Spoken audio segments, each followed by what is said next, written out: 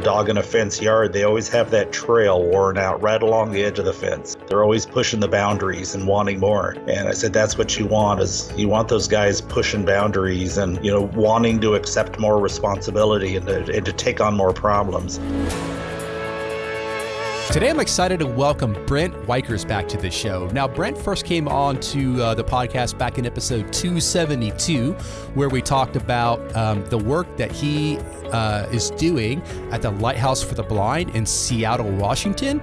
So if you've not checked that podcast out, be sure to go back and give that one a listen after this one. That's, again, episode 272. And we talk about this in the beginning of the podcast, but with Brent. But we just...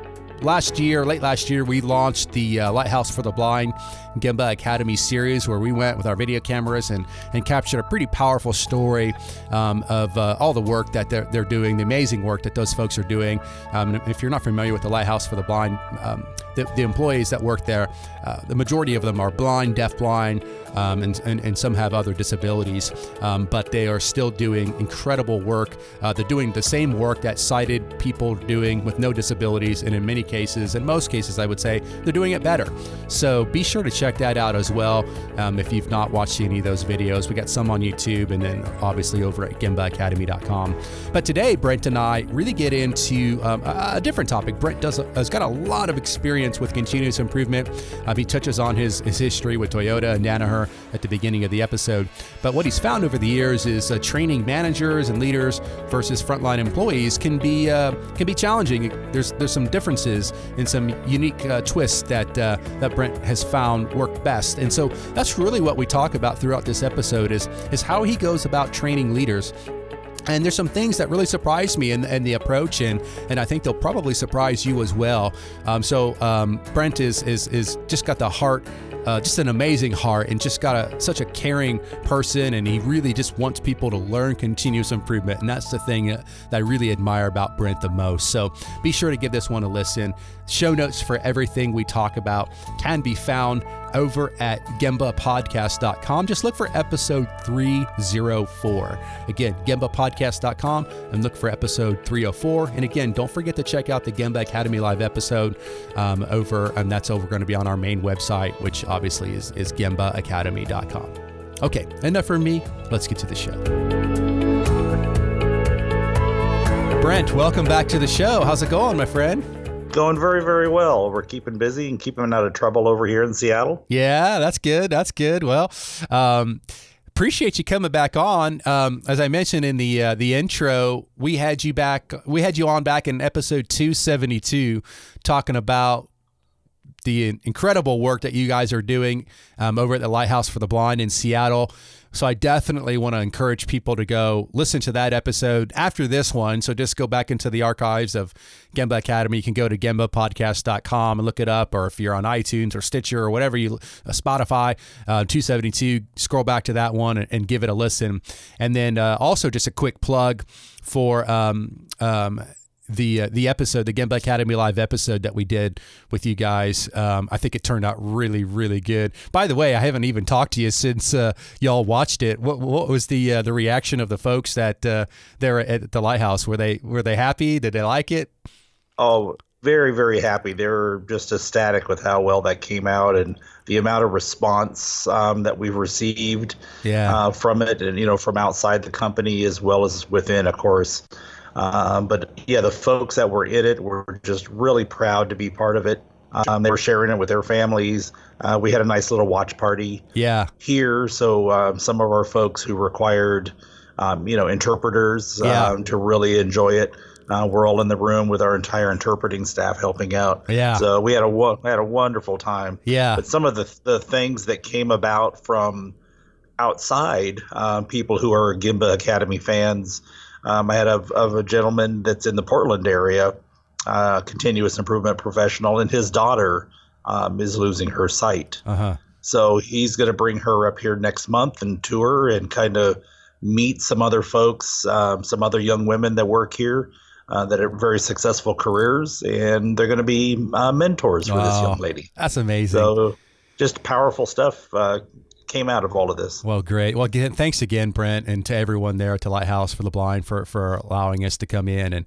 And boy, I've never cried on a Gimlet Academy Live episode, but I sure did at the end there talking to Chris, man. I can't even watch it back now. I'm just like, it's like breaks me up every time. So, yeah, very powerful. Well, anyhow, Brent, so, we were kind of, chatting over the interwebs and LinkedIn and email and all that about having you come on. Now, obviously, you're very established within the continuous improvement world, Brent. You got an incredible background, working at different Danaher businesses. I mean, I guess rather than me kind of brag about you, why don't you give everyone just a quick overview in case they don't know who Brent is?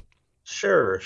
I've been in the continuous improvement game my entire career, actually. So a little over 30 years now. I started out with being trained at Toyota. I was very fortunate at the time to happen to be working for a company that we were purchased by a rather large conglomerate. We were offered a chance to learn about this new thing, this new lean thing. And me being young and fresh out of school, I thought it was a great opportunity to continue my education. Mm-hmm. So I jumped in, volunteered. Next thing I know, I'm at Toyota and studying at Toyota City. So years of working for Danaher and other very well-known continuous improvement type companies. And here I am 6 years now that I've been at Seattle Lighthouse with 500 employees, and 80% of our touch labor is blind and deafblind. Mm-hmm. Yeah, very good. Very good. Well, so the topic today, Brent, is some training that you do, and I know you do it and you're working on it and continuing to perfect it.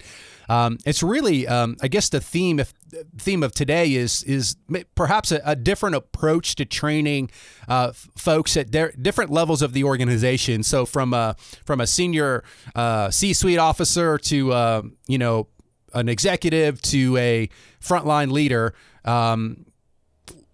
You approach it differently, I think, is a safe way to say it. Is that right? Yeah, that's correct. And it's something we found, or I found many years ago as I was doing a lot of training and introducing different companies to Lean and Six Sigma and trying to get them started on this road to continuous improvement. Mm-hmm. And realized we were training everyone, frontline leadership and the frontline employees. We're all going through the exact same training, which is the basic mechanics of how to. Mm-hmm. And we would train and then leave them to their purposes and say, okay, get out there and implement. And of course, the people on the frontline shop floor are turning around, looking at their leaders and going, what do I do? And, frontline leadership was like, well, I don't know. I need to tell you what to do because that's what I'm taught to do, is to tell you what to do. And they didn't know what to do and didn't know how to lead. So they revert back to what they've always known, which is not lean. And we would see things stumble and companies struggle trying to get some kind of traction in continuous improvement. So we started working on training that was specifically for the frontline leadership.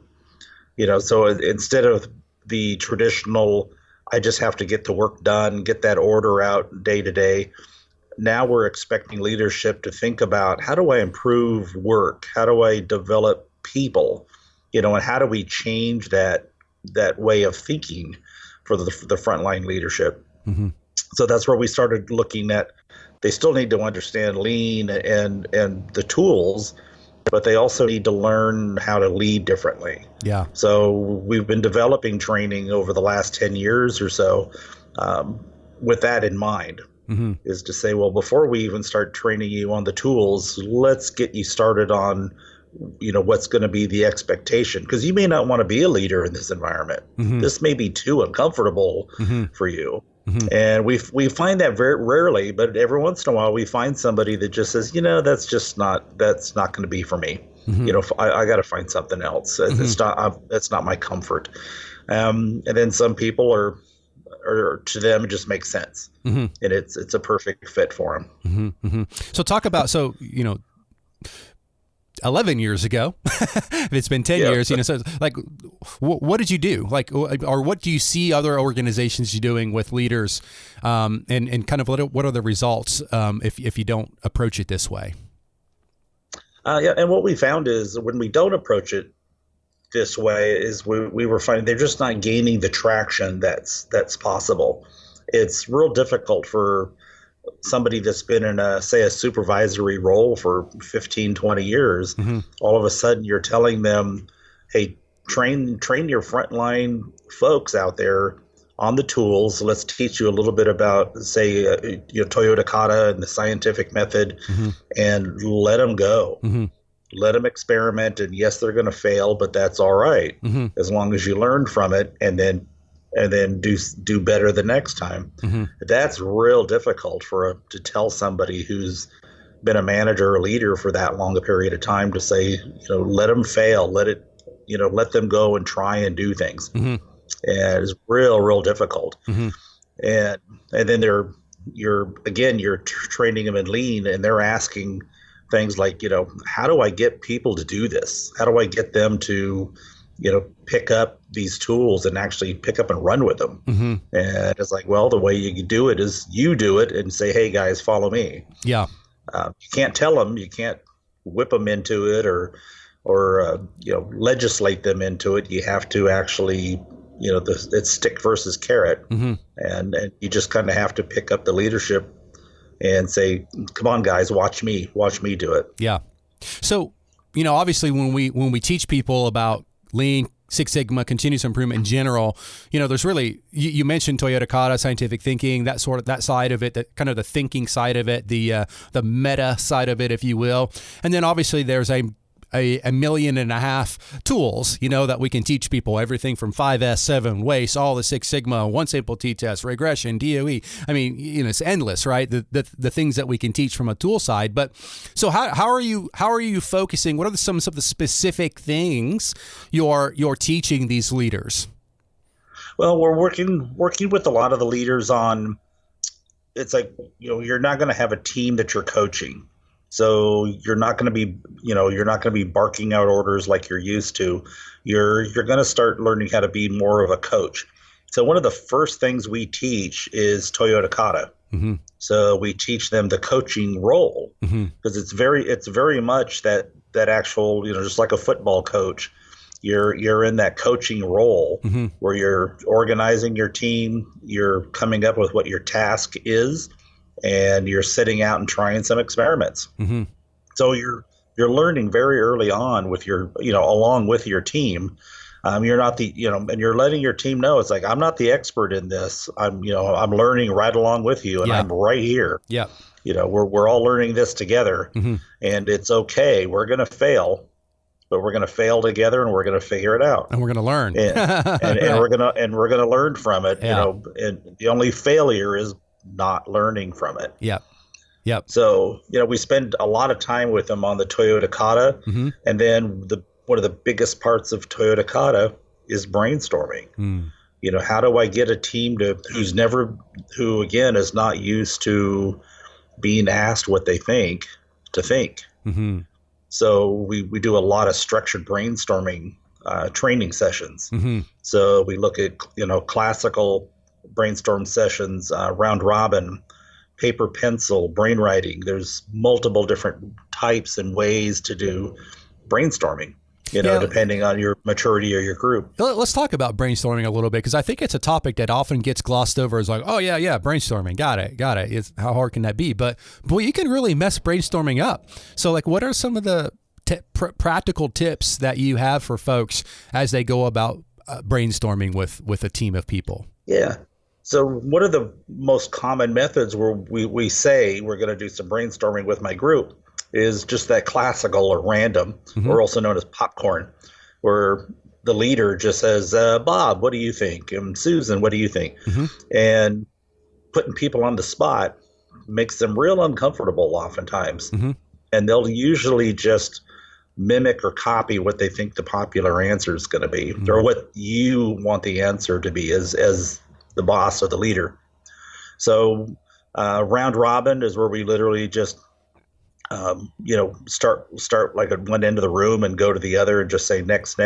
But all of those tend to make people a little uncomfortable, and they're really not going to say what they feel. So the preferred method, paper, pencil, Post-it notes. Mm-hmm. So with all of our, our fishbone or our C&Es is Post-it notes. So I hand out packets of Post-it notes to folks and just say, whatever your ideas are, brainstorming ideas, write them down. So we kind of use them in that C&E method with the fishbone and gather the ones together that are like-minded. And that way people feel a little less pressure to come up with their ideas. And another method I really enjoy doing that works well is brain writing, is where I have somebody starts with a blank piece of paper, writes their idea down, hands it to the next person, and they read that idea. They feed off of that one. That's interesting. I've never done that.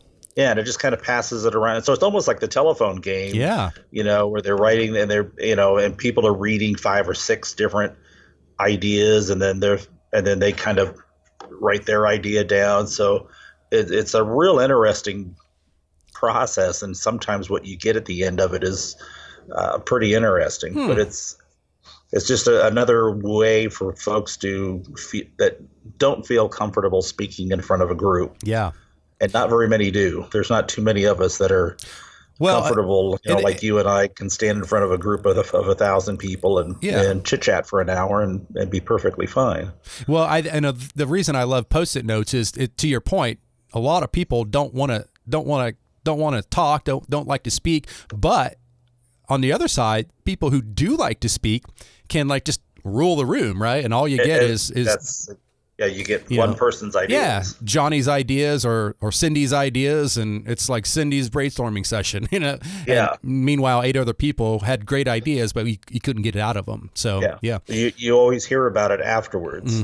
It's like, well, I was thinking this, and so it's really difficult as a leader to make sure you're getting all of those thoughts and all of those ideas out. Deferring judgment is so important when you're brainstorming, as that leader. There's no bad ideas, just write them down, keep it customer focused, and always invite people who with really diverse backgrounds. So if I've got an issue in the machine shop, I don't necessarily have a brainstorming session with people from the machine shop. I'll have somebody from scheduling, maybe from accounting, throw in just asking those silly why questions, and we don't ask how or why. Just we got an interesting idea. Don't ask how or we're going to implement it. Just write it down. But just some basic ground rules like that. Okay, so we got scientific thinking, we got brainstorming. What are a few other things that you're focusing on with these leaders?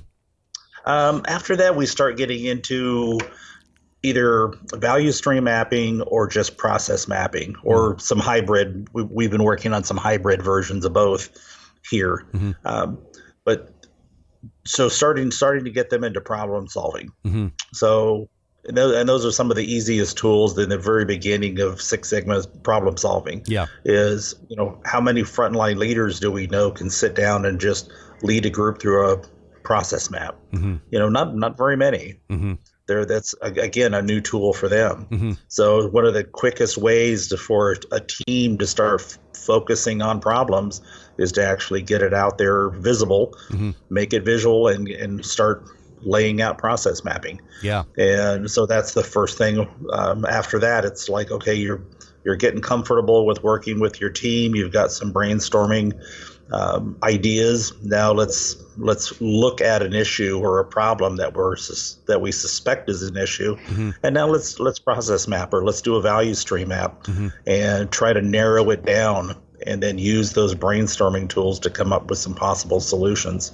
Well, in tying it back to kata, if you think about really what's the leader's role, and kata obviously we want them setting that long-term challenge, but then I think it's very, very advantageous if they get involved in that first step, see that current condition, like deeply understanding the current condition and being along for the ride. Not that they're doing all the work, to your point, maybe they're leading the exercise. They aren't necessarily doing it, but they're facilitating it, or, at least deeply involved in it. I think that's a beautiful use of a leader's time and skill set, really. And there's many times as leaders, and we've run into that even just here recently, where the leader knew that their idea probably wasn't going to work, just from his experience. And he was like, well, and I said, don't naysay, let them learn from it. They're about to learn an amazing, valuable lesson by, they had the idea, they're going to run the experiment. It's not going to work. And it didn't. And instead of him coming out and saying, I told you so, he just kind of stepped back and let them learn. Yeah. What did we learn? Right. And then, and then he said, now, what did you learn from it? And the great thing was what they learned from it was 2 or 3 different things that he never thought of, even though he knew it wasn't going to work. Yeah. And it's like, that's why as a leader, sometimes it's difficult to not jump in and say, oh, I know, I've been there, done that. That's not going to work. And they wouldn't have come up with the interesting solution that they did. Yep. Now, what about any other tools are you focused on with these leaders? Are you teaching them things like some of the basics, like 5S, 7 ways, some of the basics? Oh, yeah. So they're absolutely getting all of the, what we call the hard skills, the 5S, how to do standard work. They're learning all of those hard skills right along with the shop floor folks.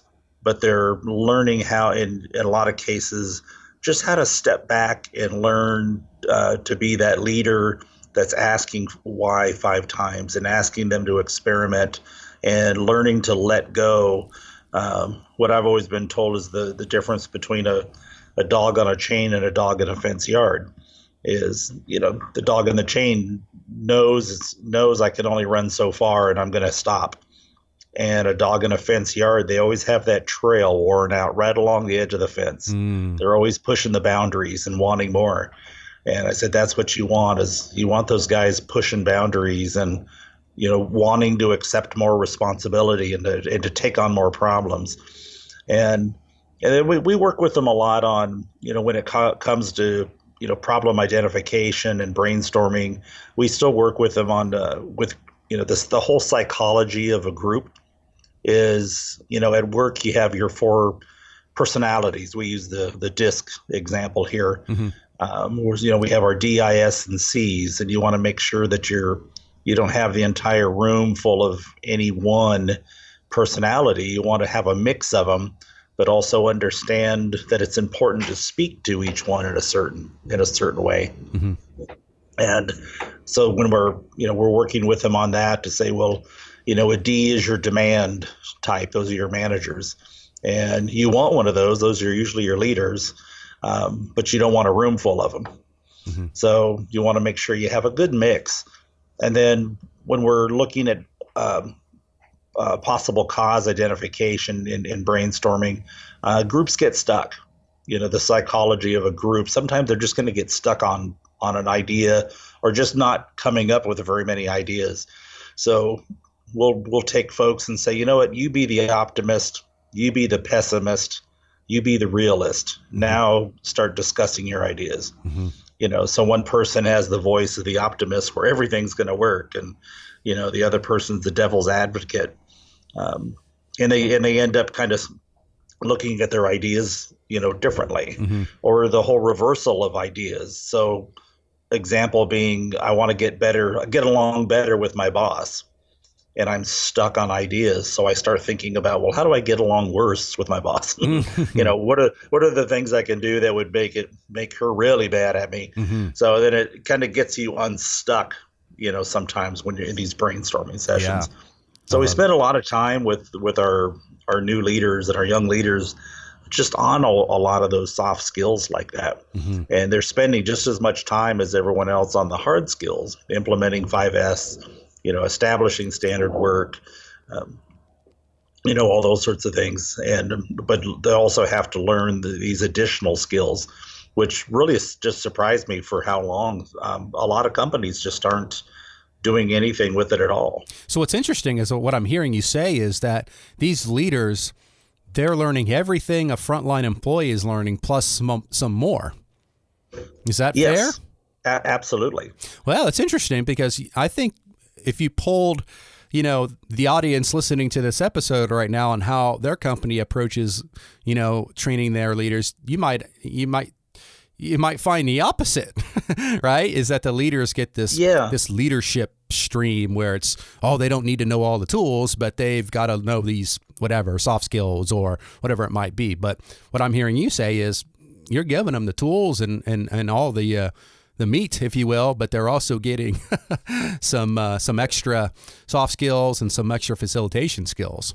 Yeah, so they're getting all of those skills that they're going to need to feel comfortable with leading a team, through lean implementation.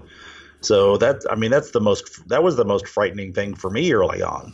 Mm-hmm. Was, okay, I learned all the tools, I learned about standard work and absorbed that instantly. And then when they said, okay, now go lead that group over there through it. And I had no idea. Yeah. And boy, did I, they talk about, you fail. Mm-hmm. And you fail miserably and you learn from it. Mm-hmm. And I did a lot of learning, a lot of learning early on.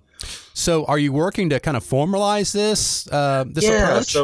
So about 2 years ago, I actually formalized it into a series. So it's a series with 5 blocks, and it goes through the first chunk of the first piece of it is, again, just learning those soft skills and practicing them. Mm-hmm. So we do some practicing where part of the group or the part of the room is the frontline employees, and a few folks are selected to be managers, and the folks actually draw personalities out of a hat. So nobody knows that I'm playing the optimist and I'm the pessimist and I'm the boss's favorite, and I'm they're playing all these roles, and the person that's pretending to be the manager doesn't know this. So they're having to lead this group with sometimes very difficult personalities, and going through brainstorming exercises and those sorts of things. So they get as much as possible some real world practice and opportunity. Mm-hmm. Mm-hmm. So we formalized that piece of it. Then, of course, Toyota Kata is the next chunk. Then we get into Hoshin. Mm-hmm. So Hoshin Connery, which gets into metrics and driving behavior through metrics, which also includes establishing some 5S, mm-hmm. Getting some of the basics established. And then we move on into some Six Sigma problem solving, which gets into value stream mapping and process mapping and those sorts of things. Mm-hmm. And then into transactional. So many folks do not work in manufacturing. Right. They work in accounting offices and those sorts of things, or insurance companies. And so we get into a piece of it that gets more into the agile world, mm-hmm. More into the software type world. Mm-hmm. Mm-hmm. Nice. So we broke it up into those pieces, and each one's about 2 hours. Mm-hmm. And I do, like, every couple of weeks, would do the next one and then restart the series again. Right. Now, these are obviously a lot of Lighthouse folks kind of going through this, but is it open to outside folks outside of Lighthouse, or? Very much so. So I get about 30. The room I use has space for 30, mm-hmm. and I get maybe 5 or 6 Lighthouse folks, mm-hmm. and the rest are all from outside. So how do folks know when you're offering this? Oh, I'm usually posting it on LinkedIn. So okay. follow me on LinkedIn, and you'll see posts for it quite often. Nice. And so, folks, we'll link to Brent's LinkedIn in the show notes. This is going to be episode 304. So go to gembapodcast.com, go to episode 304, and then we'll link to Brent's LinkedIn there. But just in case you're listening and don't know how to spell Weichers. It's Weichers, Brent Weichers. So, man, it sounds great. I mean, I think I might fly over there and take some of it, because I'd love to learn more and learn about your approach and most importantly, just see the other folks. I just love watching people learn and just seeing a light bulb go on. I know that's probably one of your passions as well, right? Absolutely. That's exactly what I say is when I see that light bulb, you can tell when you're going over a concept and that somebody struggled with. And most often what happens is it's during an exercise. And when I spoke at AME in Chicago, when we were there together in Chicago, and that's what I was speaking about, is how to make activities and games and how to associate those with what you're trying to teach. And what I find most often is that's when the light bulb goes off. Yeah. When someone's able to relate it to some physical movement or activity of some kind, and it's like, oh, that's how it works. Yeah. And to me, that's extremely satisfying when somebody approaches me and says, I struggled with that for years trying to understand that. And then here we were tossing little Nemos around the room there at AME back and forth, and somebody finally understood Kanban, they said, for the first time. And it was because we were throwing little Nemos back and forth at each other and using Kanban signals in the room.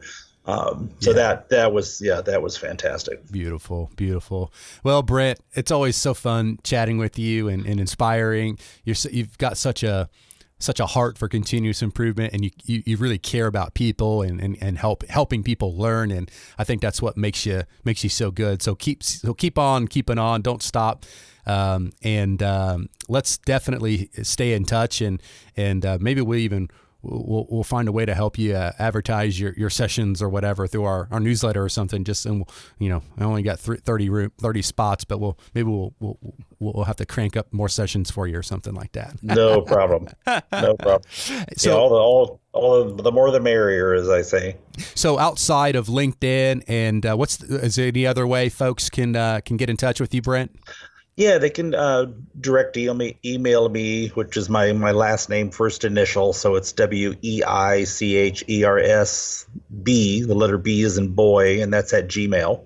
Okay. And then of course LinkedIn. I'm fairly active on LinkedIn. I'm constantly posting articles, doing event invites, for the different trainings that I do. And I do that. And my company here, the Lighthouse for the Blind, has been fantastic at supporting that. As far as they're concerned, the more folks that know about us and what we do, we get more attention to us, which is always a great thing. Yeah. And so they allow me to have outside guests in here constantly.